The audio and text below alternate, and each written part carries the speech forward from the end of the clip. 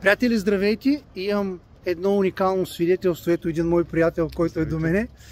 Значи преди може би месец и нещо го запознах с Канген, уреда и водата, и той тъкмо и сега се срещаме и ми казва, така него да го снимам, и ми казва: абе, откакто взех да пия вода, киселините ми изчезнаха. Викам, как? Ами вика, аз имах много киселини, обаче сега няма, каза, без хапчета, без това. Викам, бе, дали от водата? Ами викам, ти знаеш, викам, що те пиеш, нали, толкова време.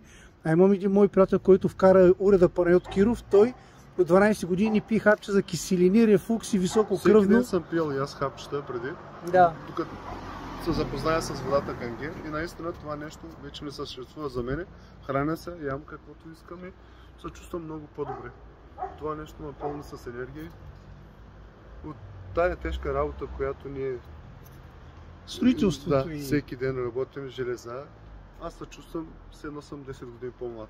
Не Браво. знам, може би се е психично, но наистина усещам, че поне киселини нямам. Киселините много ме товариха като енергия. И това нещо изчезна. Да. Благодаря на тебе. Не благодарение на мен, на японци, те са измислили този уред. Ето вижте, приятели, раздавайте тая вода, давайте на хората и очаквайте свидетелство, защото аз не съм му платил да каже тия думи. Човека ме спря на път, се видяхме и вика, и така, нямам киселини, всичко ми е супер. Айде, чао от нас и лека вечер. Чао, чао.